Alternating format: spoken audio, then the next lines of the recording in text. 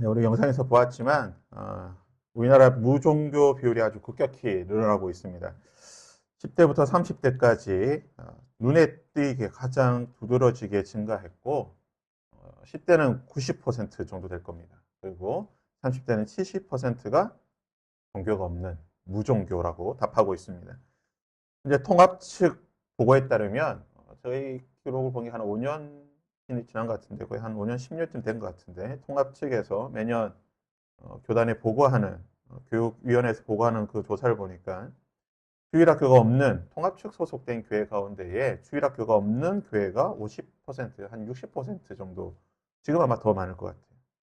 있어도 성인의 비율에서 성인의 비례해서 한 10대 1 이하로 그러니까 성인이 100명이면 주일학교는 10명도 안 되는 그런 교회가 아마 대다수다라는 보고가 있었습니다. 청년도 마찬가지죠. 청년 대학부가 없는 교회들이 많습니다. 개척교회 빼고 100명 이상 되는 그런 교회들 중에 성인이 청년이 없는 교회들도 많고 있어도 몇 명 되지 않습니다. 목사, 장로, 권사들, 자녀들 외에는 없는 교회들도 많고요.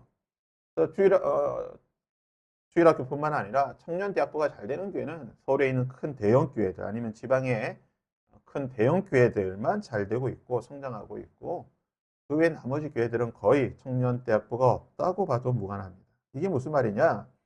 앞으로 한국 사회가 50년이 지나면은 국가가 소멸된다. 국가가 붕괴되고 인구가 소멸이 돼서 대한민국이라는 나라가 역사 가운데 없어질 것이다라고 말하는데요. 저는 그 전에 교회가 먼저 소멸될 위기에 처했다고 봅니다. 한국 사회 출산율이 0.6명이라고 하죠. 이혼율은 3쌍이 결혼하면 1쌍이 이혼합니다. 초고령 사회가 됐고요. 그래서 국가가 존립할 수 있느냐 많이 하는 그런 논의가 되고 있는데 통계에 따르면 지금 10대, 20대, 30대가 돈을 벌 수 있는 그런 근로 세대가 되었을 때는 1인당 노인을 4명 정도 부양을 해야 되는 시대라고 합니다. 근데 이제 교회가 더 심각하죠. 뭐든지 사회보다 교회가 더 심각한 상황입니다. 교회 내에 결혼을 안 하든 못하든 비혼의 청년들이 너무나 많습니다. 제가 사역했던 교회들도 보면 거의 비혼의 비율이 너무 많고요. 출산율도 마찬가지죠. 반토막이 났기 때문에 주일학교 영아부, 유아부가 너무나 위축되어 있는, 축소되어 있는 교회들도 많습니다. 주일 예배 보면 청년, 중고등부 청년보다는 거의 중년, 노년이 더 많은 것을 보게 됩니다. 지금 한국 사회보다 더 심각한 위기가 어디냐? 한국 교회인데요. 근데 지금 한국 교회는 너무나 태평하죠. 심각한 별다른 위기의식을 못 느끼는 것 같습니다. 큰 문제 있나 지금 잘 되고 있는데 라는 생각만 가지고 있는 것 같습니다. 그런데 이런 말이 있죠. 오늘 말씀의 제목인데요. 위기가 곧 기회다. 위기가 기회인 것입니다. 이것을 단적으로 보여주는 일이 있는데요. 전 세계 모든 사무실에 가장 많이보다는 전 세계 모든 사무실에 다 있는, 반드시 있는, 아마 제가 보기에 김정은의 책상 위에도 아마 이것이 있지 않을까 생각이 되는데요. 그것이 뭔지 아십니까? 포스트잇입니다. 포스트잇. 오늘 전 세계 모든 사무실 책상 위에 다 있는 이 포스트잇. 이것이 어떻게 탄생이 되었는가? 포스트잇의 발명 이야기는 아마 한 번쯤 들어보셨을 겁니다. 1970년 3M에서 연구하던 연구원이던 스펜서 실버라고 하는 화학자가 있었습니다. 이 화학자가 이 강력 적착제, 초강력 적착제를 연구하다가 개발하다가 아주 특이한 것을 찾게 되는데요. 아주 강력하게 붙는 것이 아니라 너무 약하게 끈적거리게 붙는 이상한 이런 접착제를 발견하게 됩니다. 이 접착력은 유지는 되는데 쉽게 띄었다 붙일 수 있는 아주 약하기 때문에 쉽게 떨어지기도 하고 붙일 수 있는 그래서 이 화학 물질을 마이크로스피어라는 이름으로 붙여서 이 물질을 개발을 하게 되는데요.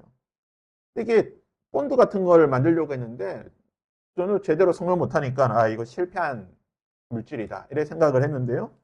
그의 동료였던 아트 프라이라고 하는 사람이 교회 성가대에서 이렇게 찬양을 할 때, 성가대 할 때, 이 성가대 악보집에다가 뭘 이렇게 붙여놔야 되는데, 풀로 붙이니까 너무 잘 찢어지고, 보기 흉한데, 이 지금 스펜서 실버가 만들었던 이 제품으로 붙여서 하니까 쉽게 떨어졌다 붙였다 너무나 편한 거예요.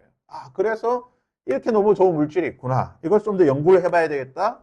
상품화를 해야 되겠다. 그래서 만든 것이 오늘 우리가 쓰고 있는 포스트잇에 개발된 그것을 만들어진 배경입니다. 위기가 기회가 된 거죠. 폐기하고 버려질 그러한 물질이 오늘날 전 세계에서 가장 필수품 중에 필수품이 되었습니다. 오늘 말씀은 바울의 2차 전도 여행, 소위 말하는 이 마게도냐 환상을 본 후에 아시아에서 복음을 전하기를 원했던 바울이 유럽으로 가서 복음을 전하게 되는 그 과정을 기록하고 있는 책입니다. 마게도냐의 첫 지역은 이 빌립보라고 하는 지역인데요. 바울이 빌립보에 들어가서 전도를 하게 되고 그곳에서 첫 이 구원자, 개종자를 얻게 됩니다. 그리고 이제 그곳에서 또 빌립보 감옥에 갇히게 되는 그런 우여곡절을 겪고 난 뒤에 이 데살로니가 지역으로 옮기게 되고 또 그곳에서 전도를 하게 됩니다. 이후 바울은 베레아 지역으로 가게 되고 또 베레아를 거쳐서 아덴이라고 하는 곳에 가게 되는데요. 이 아덴이라고 하는 곳은 오늘날 명칭으로는 아테네입니다. 그리스의 수도죠. 그리스의 수도. 헬라 문화의 중심지가 되는 도시입니다. 여러분, 헬라 문화의 특징이 무엇입니까? 바로 수많은 신들의 이야기. 그리스 신화가 있는 나라입니다. 현대 사회도 그렇지만 고대 사회는 다신교 사회였고 나라마다 민족마다 부족마다 또 마을마다 개인마다 좋아하고 섬기고 모시던 신들이 다 달랐습니다. 이 사람들의 생각은 이 고대 사람들의 생각은 어떤 생각이 있었냐? 신들은 마치 보험과도 같은 거예요. 그래서 이 신 또 A라는 신, B라고 하는 C라고 하는 D라고 하는 모든 신을 다 믿어놓으면 마치 보험처럼 보험이 여러 가지 보장이 되듯이 이 여러 신들을 잘 섬기면 내 뒤가 좀 편안해진다. 그래서 마음의 안정과 생활의 보장을 받으려는 그런 마음에서 여러 신들을 섬기게 됩니다. 아덴에 도착한 바울이 이 아덴의 첫 인상을 뭐라고 표현하고 있습니까? 16절에 이렇게 표현합니다. 바울이 아덴에서 그들을 기다리다가 그 성에 우상이 가득한 것을 보고 마음이 격분하여 바울은 온 도시에 아덴의 우상이 가득한 것을 봤습니다. 아덴 사람들이 어떤 우상을 섬기는 것까지 보았는가? 23절에 내가 두루 다니며 너희가 위하는 것들을 보다가 알지 못하는 신에게라도 새긴 단도 보았다. 그들은 알고 있는 신들만 모신 거 아니라 혹시나 우리가 깜빡 잊고 잘 몰라서 좀 모시지 못한 신이 우리를 저주하지 않을까라는 그런 두려움 때문에 알지 못하는 신을 위한 제단까지 만들었다. 이 아덴 사람이 얼마나 신들을 열심히 섬겼는지를 바울이 보았다고 말합니다. 유일하신 여호와 하나님, 오직 예수 그리스도와 그의 십자가, 죽으심과 부활을 전하였던 바울. 18절의 말씀처럼 바울이 예수와 부활을 전하였는데 바울이 보기에는 지금 이 아덴의 상황이 어떻습니까? 영적 상황이 심각한 위기입니다. 절체절명의 상황입니다. 바울이 이곳에서 과연 전도할 수 있을 것인가? 내가 이곳에서 선교를 할 수 있을 것인가? 복음을 전할 수 있을 것인가? 이렇게 우상을 섬기는 사람들에게 복음을 전할 수 있을 것인가? 위기의 상황인데요. 근데 바울을 보십시오. 바울은 포기하지 않습니다. 저들이 온갖 우상과 잡신을 믿는 사람들이기 때문에 안 될 거야. 내가 아무리 복음을 전해봐야 저 우상 섬기는 사람들 예수 안 믿을 거야 라고 포기하는 것이 아니라 바울은 오히려 위기를 기회로 만들게 됩니다. 22절 말씀인데요. 바울이 아레오바고 가운데 서서 말하되 아덴 사람들아 너희를 보니 범사에 종교심이 많도다. 이 아레오바고라고 하는 것은 공개 법정입니다. 그러니까 모든 사람들이 다 모일 수 있는 그런 공간인데요. 그곳에 서서 바울이 이 아덴 사람들에게 너희들은 범사의 종교심, 예전 성경에는 종교성이라고 했습니다. 종교심이 많다. 너희들이 종교심이 많아서 예수 그리스도의 복음을 듣지 못할 것이 아니라 그 복음을 거부할 것이 아니라 오히려 종교심이 많기 때문에 가장 획기적이고 유일한 가장 놀라운 구원의 방법인 예수 그리스도의 십자가와 부활을 전할 수 있을 것이고 너희가 이것들을 믿을 수 있을 것이라고 바울은 복음을 전하게 됩니다. 자신의 위기를 이용해서 이 위기의 상황을 이용해서 복음을 전하는 전도자의 사명을 하게 됩니다. 그것이 되든 되지 않든 실패하든 성공하든 전도의 실패와 성공이 어디 있겠습니까? 바울은 자신에게 주어진 사명 그것이 무엇입니까? 내가 사나 죽으나 오직 예수 그리스도만을 드러내고 전하기를 원한다고 했던 이 바울은 자신의 전도의 사명에 충성했던 사람입니다. 그 결과가 무엇입니까? 32절과 34절에 그들이 죽은 자의 부활을 듣고 어떤 사람은 조롱도 하고 어떤 사람은 이 일에 대하여 내가 내 말을 다시 듣겠다 하니 몇 사람이 그를 가까이 하여 믿으니 그 중에는 아레오바고 갈리, 디오누시오와 다말이라 하는 여자와 또 다른 사람들도 있었더라. 제가 예전에 신학교 다닐 때에 이 본문에 관해서 바울의 이 아덴의 전도와 이 선교가 실패했다라고 말하는 학자의 글을 본 적이 있습니다. 바울이 전도했는데 몇 사람 그냥 믿지 않았으니까요. 한 세네 사람 믿었으니까 이게 실패한 전도다. 몇 사람 믿지 않고 가까이 하는 것이 실패한 전도입니까? 그렇지 않죠. 한 사람이 믿지 않는다 할지라도 조롱과 놀림과 무시와 박해만 받았다 할지라도 바울이 아덴에 복음의 씨를 뿌렸기 때문에 바울은 성공한 것입니다. 교회가 세상의 가치 천박한 자본주의에 빠졌기 때문에 숫자에 급급하니까 몇 사람 안 믿었기 때문에 실패했다. 이런 논리를 내세우는 거예요. 바울은 자신에게 주어진 사명, 전도의 사명에 충성했고 위기 속에서도 도저히 복음을 전할 수 없는 이 위기 상황 속에서도 그것을 기회로 삼고 복음을 전하게 되고 결국 몇 사람의 생명을 구하게 되었습니다.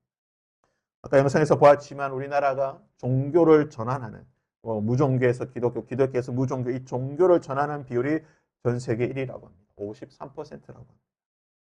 빨리빨리 문화 때문에 우리나라가 경제 성장도 이루었고 강대국이 되었지만 마찬가지로 지금 10대 가운데 90%가 종교가 없고 30%의 70%, 30대의 70%가 종교가 없는 무종교의 나라가 되었지만 53%는 빨리 종교를 바꿀 수 있다는 거예요. 무슨 말입니까?